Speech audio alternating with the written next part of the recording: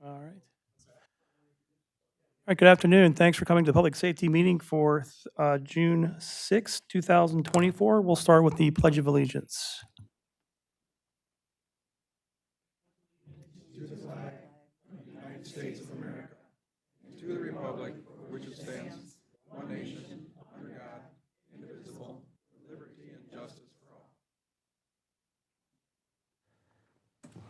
Thank you all for attending today. We'll start off with any agenda additions or changes. None. Move the agenda. Moved, Commissioner Haskell. Support, Commissioner Mudry. All those in favor? Aye. Opposed? Agenda carries. Let's see. Next approval for the May 2nd, 2024 minutes. Move, Commissioner Drosha. Supported by Commissioner Hanson. All those in favor? Aye. Opposed? Okay. Agenda is approved, or I'm sorry, the minutes are approved. We'll start off with our first limited public comment. 2 to 3 minute time period, please, and be aware we can't discuss it with you, but we will listen. If you want to state your name and address for the record, you may, but you don't have to. Anyone out there? Good afternoon. Afternoon. My name is Amy Brown. I live in Sunfield Township. My husband and I are Eaton County born and raised, and we've resided in Sunfield Township for the last 21 years. We love Eaton County. It's home. I would like to speak to the millage issue the Board of Commissioners is requesting, specifically as it pertains to public safety. I ran across a news story recently, in fact, 2 weeks ago today, that said our sheriff is discontinuing patrols immediately for the quote-unquote outlier areas of the county. This is the third time I have heard our sheriff on the media telling about how broke we are and we don't have enough deputies. While you are asking us as voters to approve 3 mills, or we will see a reduction in services, I have to ask, how can we get any less than what we're currently getting? And how is this serving the citizens of our county? I have to say, I feel that the sheriff's actions have been rather irresponsible, if not insulting, to all of us. Let's just hang out a shingle and invite all the bad guys into Eaton County because it's been advertised on TV that there's no deputies patrolling Eaton County. So all the patrols go to Delta Township. I question how much is the rest of us in Eaton County subsidizing that? I'd really like to know, because I'd like to get some of that money back. Aren't our tax dollars just as important as Delta's? Now we know that this is a can that's been kicked down the road for a while. We know that, when we were only down a few deputies, why wasn't there some proactive actions taken to retain the deputies we had? Couldn't we have offered some type of retention bonus with all the money we weren't spending on wages, benefits, vehicle maintenance that wasn't being used, all the fuel that wasn't used? It seems like we could have headed this off to some degree. I respect and appreciate the men and the women that are willing to protect us. This is not about them. They are a special breed of people, and I am so very grateful for each and every one of them. But something isn't right here. Something is amiss. We hear there isn't any money, but we're putting up statues in parks, solar panels on the courthouse, and funding programs for seatbelt awareness, and creating new positions for communications people. And how many new county vehicles do we see parked out back around the courthouse? These seem like things that we do when we have a surplus of funds, not wise expenditures when things are tight and public safety is being compromised. There seems to be some fat to cut. So how can we trust, if we vote this through, that the money is going to be spent wisely? Honestly, I have my doubts. I would hope that the first and primary priority would be public safety, because until we get that right and people feel safe, nothing else, in my opinion, matters. So I'll end with this. I don't think this is rocket science. We all have to live within our means. I believe the government should too. I respect the job y'all are doing. I understand that the county hasn't made adjustments in years. I get all that. But something needs to be done. I don't think 3 mills is the answer. We need to start lower and work our way up to 3 mills over the course of a few years. People are hurting right now. There needs to be a middle ground. Common sense needs to prevail. And I ask Sheriff Reich to please refrain from publicizing our situation. To the rural citizens of this county, it feels like you're selling us out and setting us up, and we deserve better than that. Thank you. Thank you, Mrs. Brown, for your comment. Any other limited public comments? All right, seeing none, we'll move on to the Sheriff's Office update.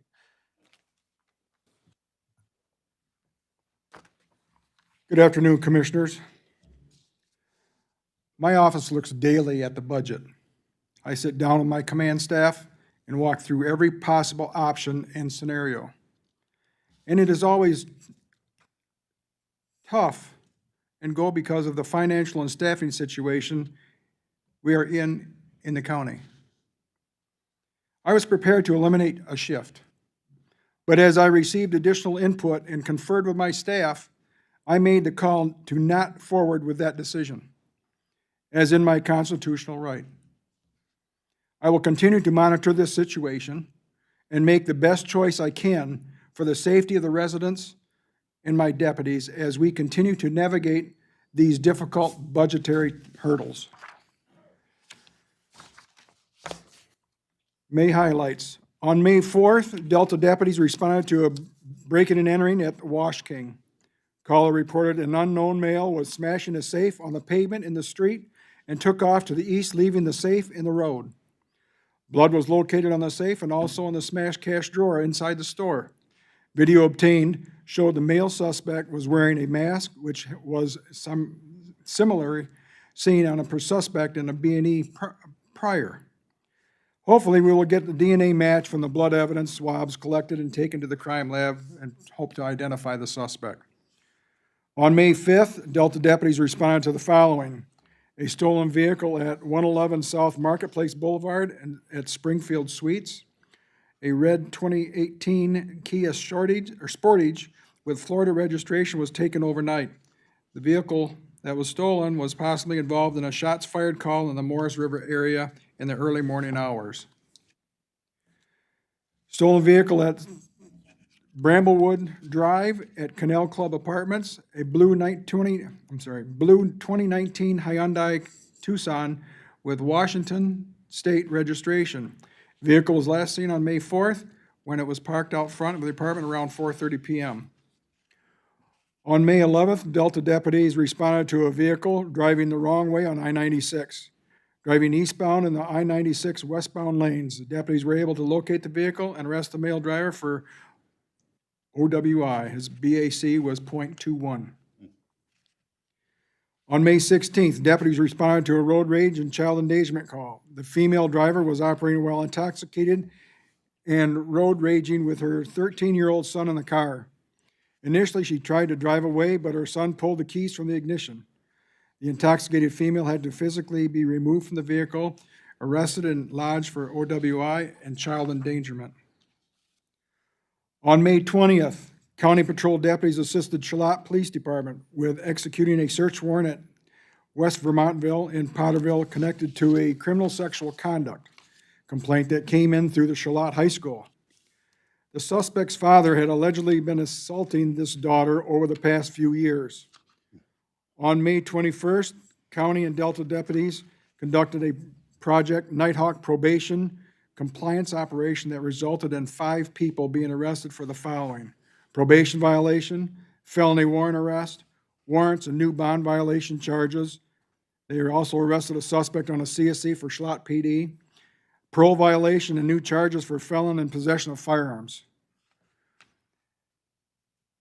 This Project Nighthawk has been very successful over the last few years, and I'm very proud of what they've accomplished, and we're going to continue this to get bad people off the street. On May 22nd, around 4:00 a.m., Delta deputies received a report of a subject or two that entered this construction site on Marketplace. A male suspect was seen attempting to cut into a container and was observed inside of one of the buildings by deputies upon arrival. The male suspect fled and was apprehended by deputies and a police canine. On May 23rd, deputies responded to Benton Road for a domestic assault. A male subject had assaulted his girlfriend. The male suspect left before deputies arrived and was heading to Grand Ledge area and was believed to be intoxicated. Grand Ledge PD stopped him, and he was a blood alcohol of .28. The male suspect is on probation for OWI already and was arrested and lodged for his new OWI charge and probation violation. On May 27th, Delta deputies assisted the Lansing Police Department investigating a shooting at Riverside Apartments near the MSU Stadium. There were multiple shooting victims. Eaton County Sheriff's Office units assisted LPD at Sparrow Hospital. On May 28th, deputies were dispatched to Lawrence and Bradley for a 3-vehicle crash involving a cement truck that overturned. 2 vehicles were traveling west on Lawrence, and the cement truck was east on Lawrence. Witnesses observed a GMC Sierra pickup swerving prior to the crash. It appears the GMC Sierra crossed the center line and collided with a cement truck. The driver of the GMC was killed in the crash, and all others involved sustained minor injuries. On May 30th, deputies assisted the fugitive team with picking up a male subject wanted for a parole violation on South Mason Road. The male suspect had led police on a high-speed chase and was known to carry a firearm. Entry was made into the house, and he was arrested without incident. A female subject living in her car at Ollie's parking lot tried to run over one of the Tim Horton restaurant employees with her car while he was outside having a cigarette. The victim was able to get out of the way, and deputies lodged the suspect driver for felonious assault. That concludes my May report. Thank you. Any questions, commissioners? All right, thank you, sir. All right, next, looks like we have a resolution to authorize application for the Bryan Residential Substance Abuse Treatment. This is a grant that we've had for several years now. We're just asking to extend it for October 24 to 25. There's no, it requires a match, but it's funding that we already have set aside based on the use of other medications. Okay, Miss anything, Under Sheriff? I think that's correct. Thank you, sir. all right. All right, moved by Commissioner Drosha, supported by Commissioner Haskell. Any other questions? All right, all those in favor? Aye. Aye. Opposed? Motion carries. Moving on next, Central Dispatch update.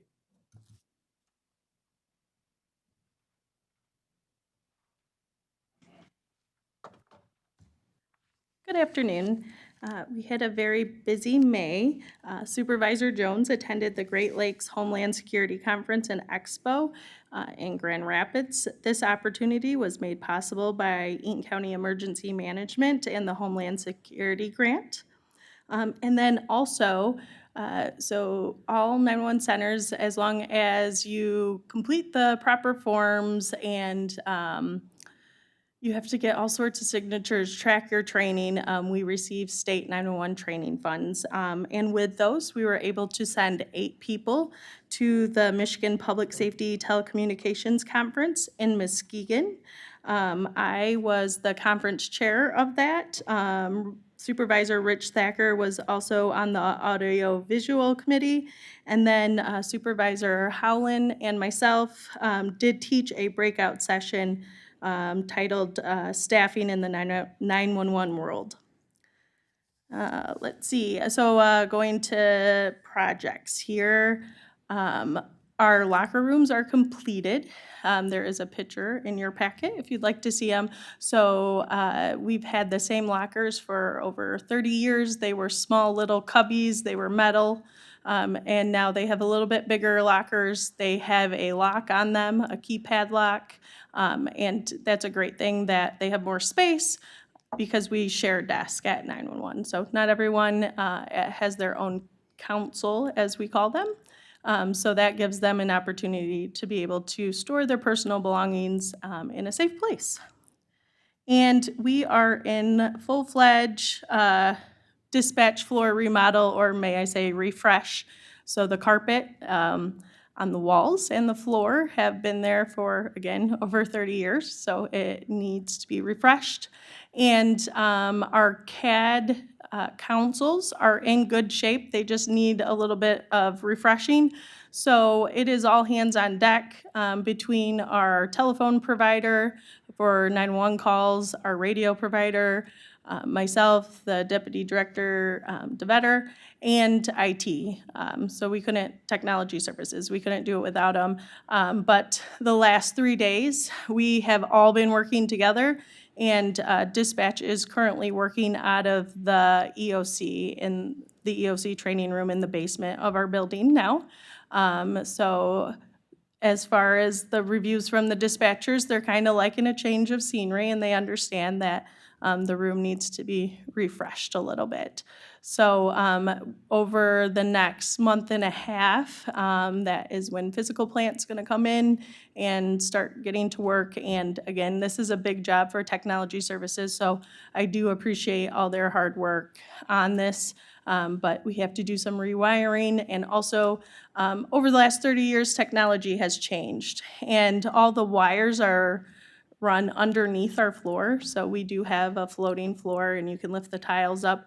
But the old connections, copper wires, all that stuff is there. So when you switch out new stuff, it's not really easy to pull all that old stuff.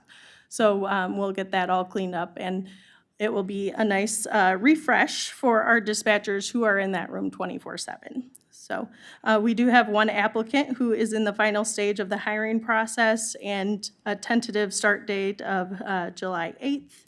And we do have one telecommunicator vacancy that we are going to post and have an open process for.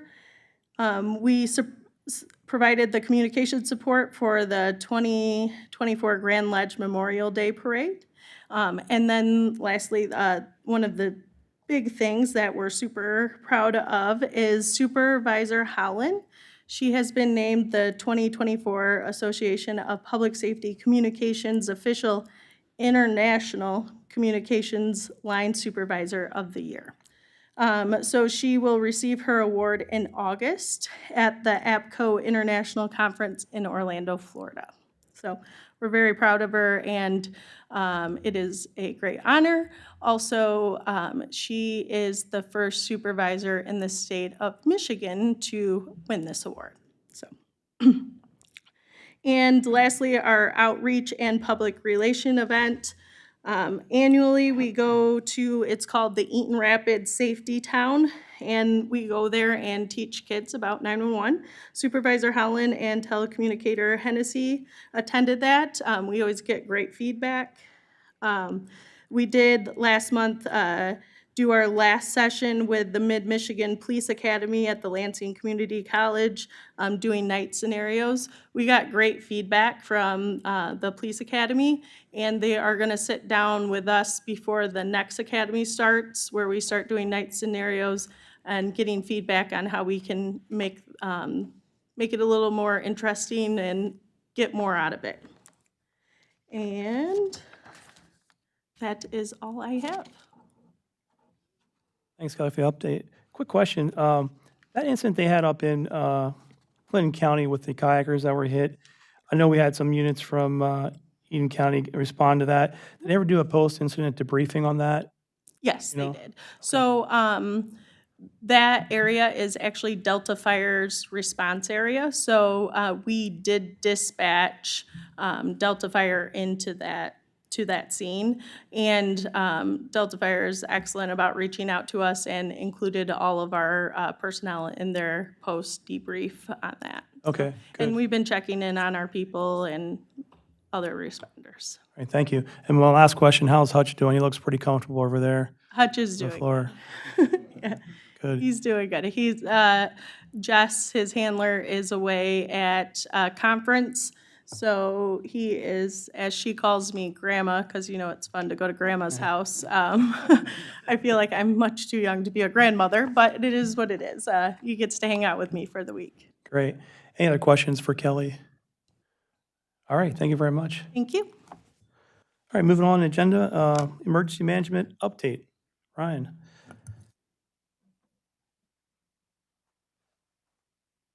Good afternoon, everyone. I will be brief, just a few things to highlight on over the last month and one thing to look forward to this month.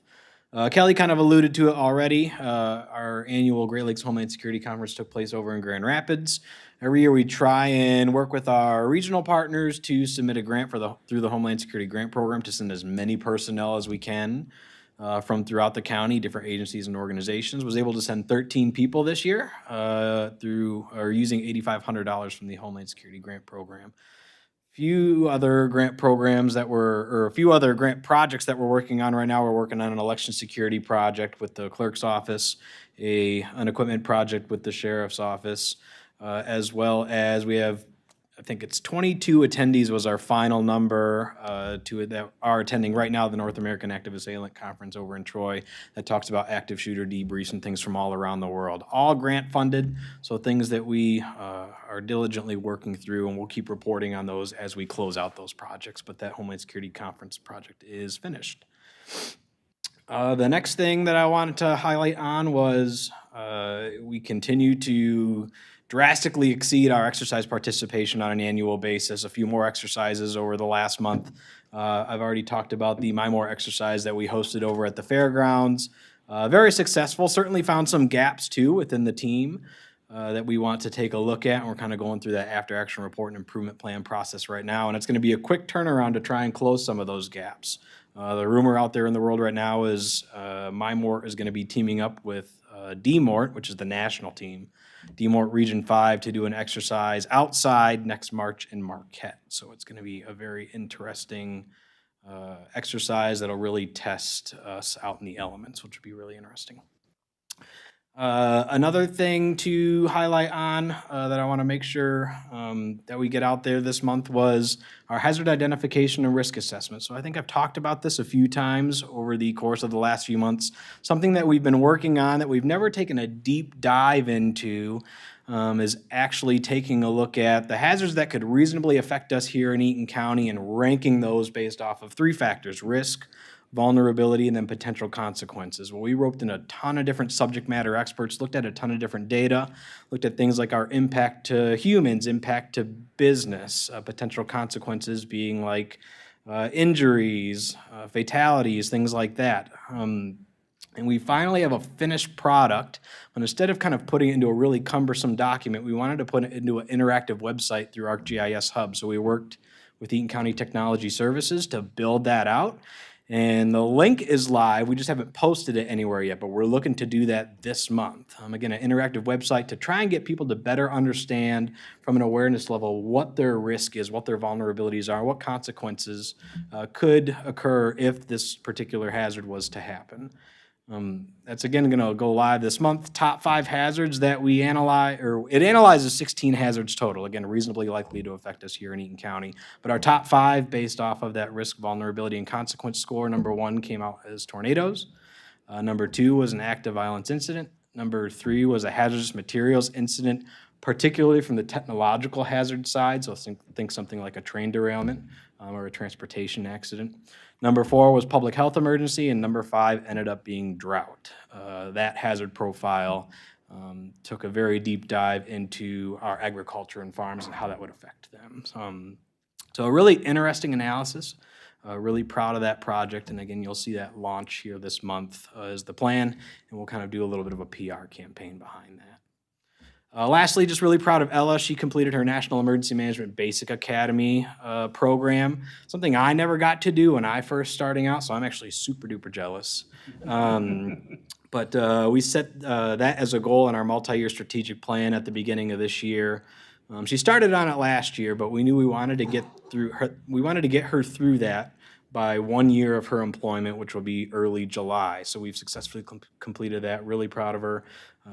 It was a lot of coursework and kind of diving into some of the basics as it relates to emergency management systems, policy, things like that. So again, really proud of her for kind of pushing through over the course of the last year to get that done. And another kind of check mark on our strategic plan milestones. That's all that I got. Pending questions. All right, questions, Commissioner Drosha. Yeah, Ryan, I'm not familiar with Michigan Mortuary. It's kind of Weird name, if just on the surface. Why do they call it that? What's it all about? Yeah, so the MIMOR is the Michigan Mortuary Response Team. That's the team that we hosted last month for the exercise.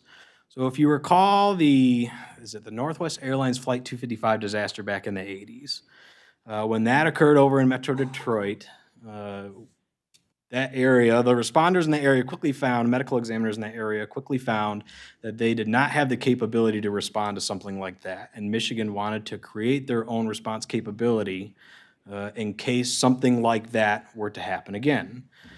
Born out of that was this MIMORT team, the Michigan Mortuary Response Team, a multidisciplinary effort full of medical examiners, pathologists, forensic anthropologists, funeral directors, I could go on and on, that can deploy people and stuff, so resources, assets, things like that, to a sort of mass fatality scenario to augment medical examiners' offices when they're overwhelmed. Been around for about 15 years, deployed once in real life. They were able to take all their plans, which were built for something like a plane crash, and re-operationalize them and assist the state with COVID response down in southeast Michigan, again, to try and augment medical examiner services down in that area when they were overwhelmed. That's kind of the crux of it. There's a lot more to it, but that gives you a really high-level overview. All right, thank you. Any other questions for Ryan? All right, thanks, Ryan. Keep up the good work. Thank you. All right, moving on. Any miscellaneous items? No, sir. Seeing none, do we have any limited public comment? Last call for limited public comment. Seeing none, we'll adjourn to next month, July 2024.